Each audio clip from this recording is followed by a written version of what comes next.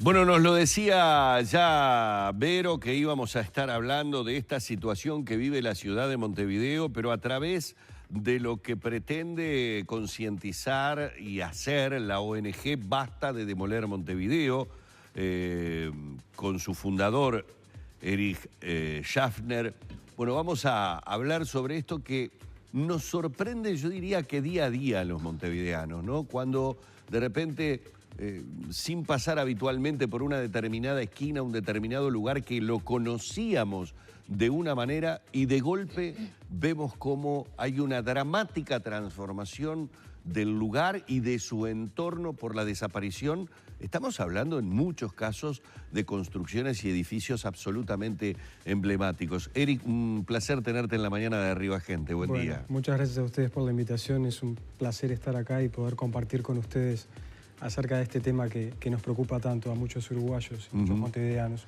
¿Qué está pasando? ¿No se están respetando normativas? ¿No existe un apego o no existe una fiscalización de qué tipo de edificios o de construcciones deberían estar protegidas de lo que habitualmente llamamos la piqueta fatal del progreso? Lógico. Bueno, fundamentalmente tenemos un problema que implica la falta de conocimiento, de reconocimiento de nuestro patrimonio arquitectónico, ¿no?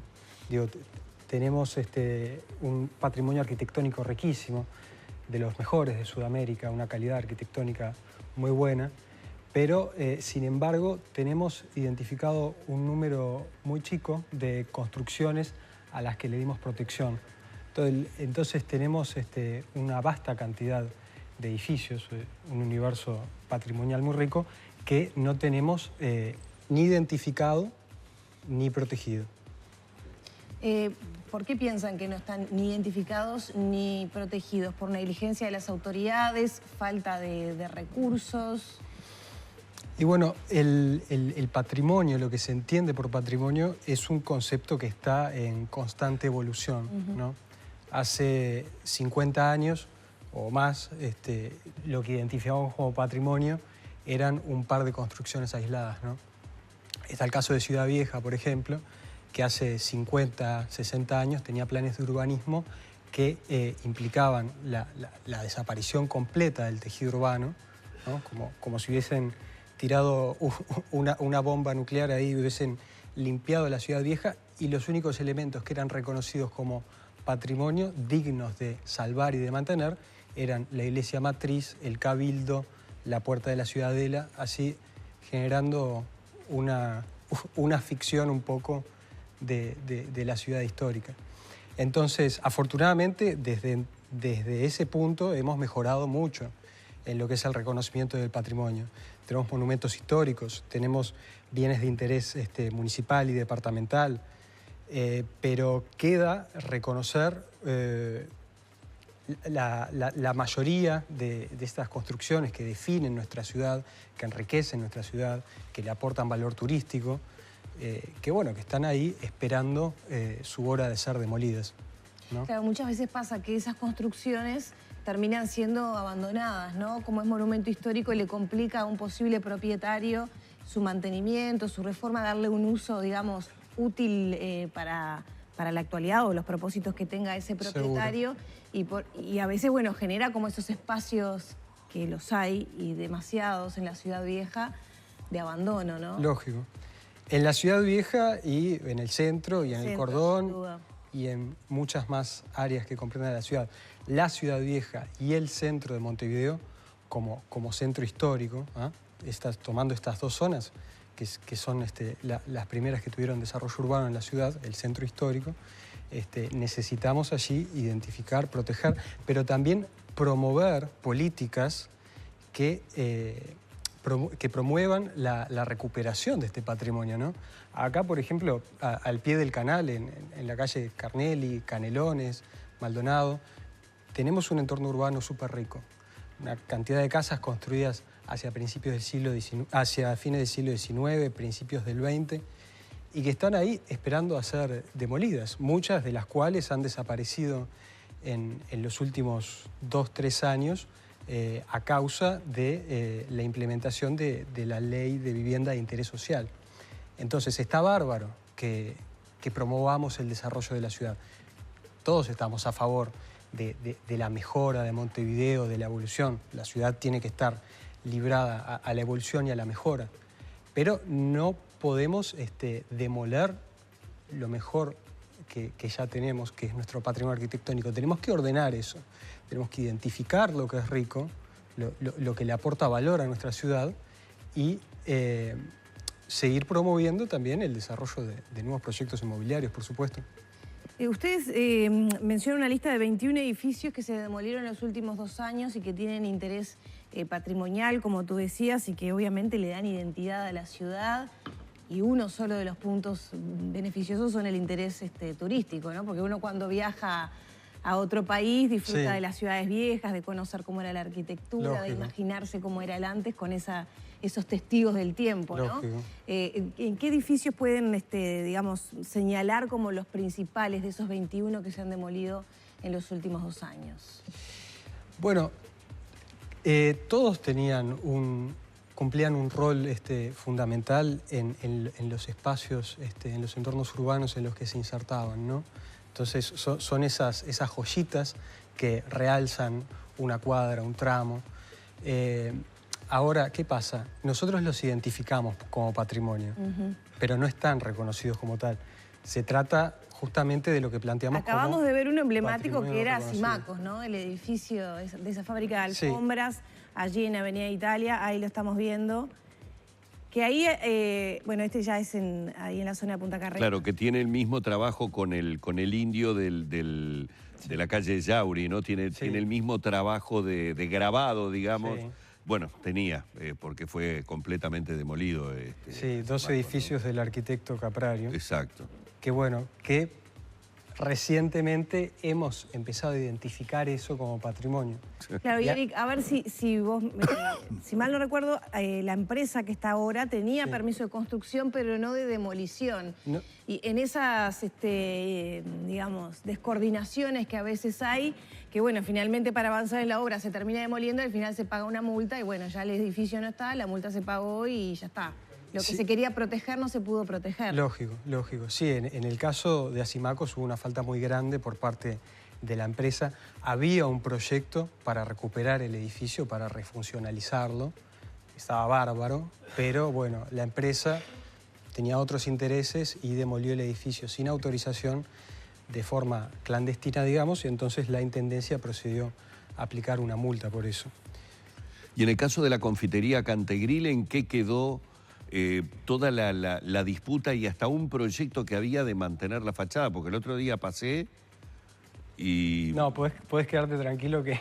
Y vi que ya había empezado un trabajo de demolición que verdaderamente me impactó. Me había quedado con la idea de que por lo menos esa fachada quedaba. Incluso tengo acá, si quieren ver, lo que en algún momento se había presentado, tengo fotografías, de lo que se había presentado como proyecto, más allá de que estéticamente algunos igualmente puedan decir que no era una cosa muy linda, que digamos aquí tengo por lo menos lo que en un principio se decía, que la fachada, el ángulo, iba a quedar y como que por detrás iba a emerger la torre. ¿Ven? Allí tenemos la imagen de lo que en algún momento se habló podía ser el diseño final. Sí, bueno, el proyecto definitivo, bueno, mejora un poco esa imagen. De todas formas, bueno, hay varias visiones opuestas acerca de esta práctica de lo que se conoce como fachadismo, ¿no? Claro. Conservar fachadas y construir un edificio nuevo en el resto del terreno. En este caso, bueno, tenemos un enfrentamiento un contraste bastante fuerte, que mantenemos una fachada histórica, pero agregamos una construcción de una escala mucho mayor que la sobrepasa. En un estilo que nada continúa. Como que la anula, ¿no? Entonces, en Uruguay somos bastante principiantes en estas prácticas, somos bastante novatos, pero está bueno fomentarlas y regularlas de forma tal que se genere una posibilidad de mantener elementos testimoniales de construcción, como fachadas, que son las que definen nuestro entorno urbano y son fundamentales para vivir la ciudad a nivel peatonal, de transeúnte, ¿no? Pero bueno, son cosas que hay que mejorar, ¿no? ¿Ustedes manejan algún plan? Porque, a ver, vuelvo a ese conflicto que mencionaba Sí. más temprano. El propietario, por ejemplo, en ese caso, para tomar un ejemplo de Cantegril, la empresa no tenía las condiciones económicas para mantener ese edificio que ya estaba deteriorado, que la empresa decidió cerrar. Sí. Nadie quiere hacerse cargo de ese edificio por las dificultades que trae mantener un edificio histórico con esas normas, sin cambiar la fachada. A veces la parte interior no es funcional al uso que se le quiere dar a ese edificio por parte del nuevo propietario, que es una propiedad privada, ¿no? Y por otra parte tenemos que los recursos del Estado o de la Intendencia no son suficientes tampoco para mantener y asegurar que esos edificios funcionen, estén visibles y que cumplan la función de testigos del tiempo, de patrimonio, ¿no? Lógico. Como por ejemplo a Symacos, porque decimos esto, pero ¿cuánto tiempo tenía? Yo no recuerdo haberlo visto en funcionamiento ese edificio. Lógico, lógico. Bueno, tenemos que identificar dos cosas, ¿no? Por un lado tenemos intereses económicos fuertes que de repente están atados a determinados padrones, terrenos, ¿no? Como es el caso de Cantegril, que fue comprado para construir un edificio, ¿no? Después, cuando salió esa posibilidad, bueno, ahí se manifestaron vecinos, diferentes actores del patrimonio y, bueno, plantearon su conservación. Nadie está hablando tampoco de que el Estado se tenga que largar a proteger, a conservar y a destinar recursos de forma desmedida a recuperar todo lo que es el patrimonio arquitectónico de la ciudad, para nada. Esto es algo que podemos lograr y fácilmente, ¿no? Digo, hay que cambiar algunas cosas, algunas políticas, pero atrayendo la inversión, o sea, promoviendo la recuperación del patrimonio arquitectónico, así como promovemos la construcción de nuevos proyectos con beneficios fiscales, tenemos que atraer la recuperación del patrimonio y tenemos que generar nuevas reglas que permitan un desarrollo más ordenado de la ciudad, contemplando la preservación de esta riqueza tan importante que tenemos. ¿Ustedes están elaborando un plan en ese sentido? En este sentido, bueno, nosotros comenzamos a tener diálogo con la organización internacional World Monuments Fund, que es una organización que tiene sede en Nueva York. Se dedica en todo el mundo a promover proyectos de recuperación patrimonial, de reconocimiento de espacios de valor patrimonial. Acá en la ciudad, en el Río de la Plata tiene antecedentes ya de actuación, ¿no? Hace unos años la ciudad de La Plata, ¿no?, fue reconocida por esta organización como lugar, como sitio patrimonial en riesgo, ¿no? Porque se estaban también dando todo un proceso de desarrollo urbano similar a lo que pasa acá, ¿no?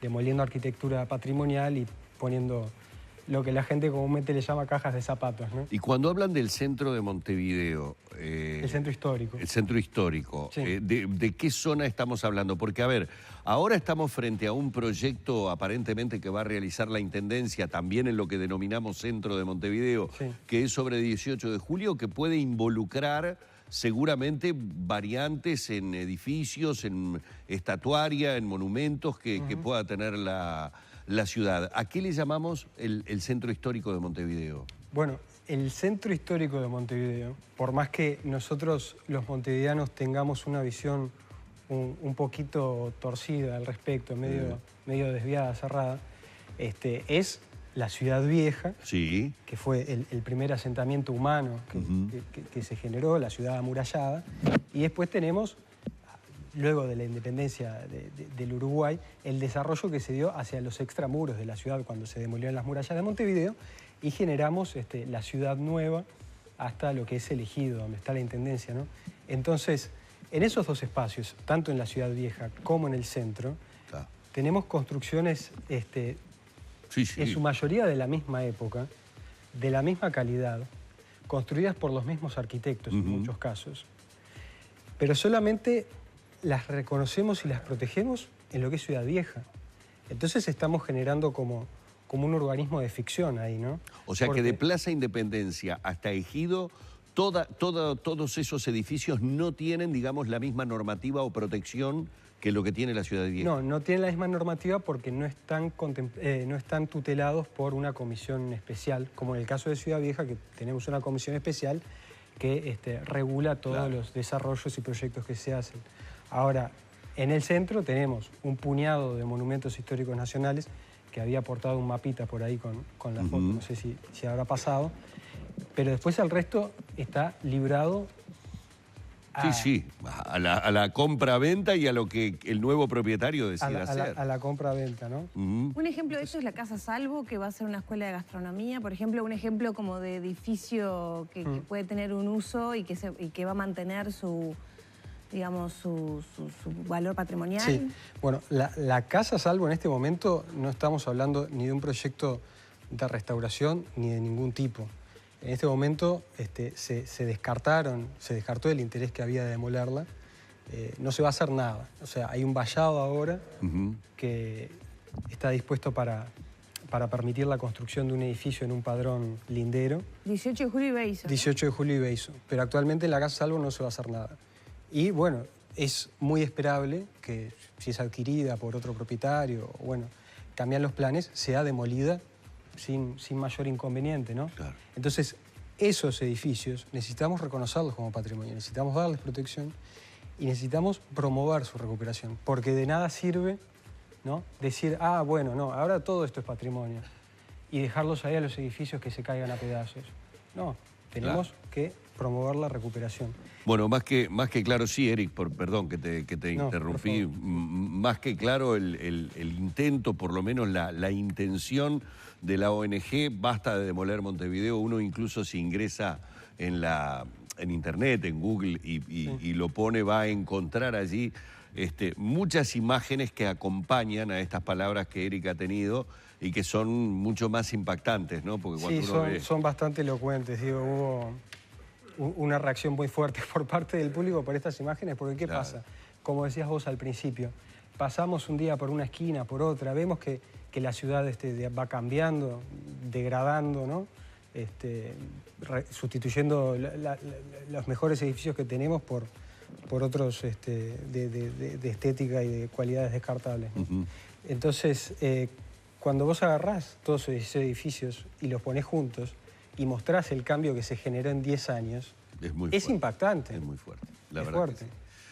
Vamos a agradecerle mucho a Eric Schassner, es fundador de la ONG Basta de Demoler Montevideo, estos minutos que ha tenido aquí en la mañana de Arriba Gente, muy amable. Muchísimas gracias a ustedes por la invitación, fue un placer. Gracias. Por favor, un placer. Bueno, así hemos estado hablando de estos cambios, ¿no?, que como dijimos al principio, a veces nos sorprenden de una mañana para la otra, ahí es cuando decimos, ¿pero qué pasó?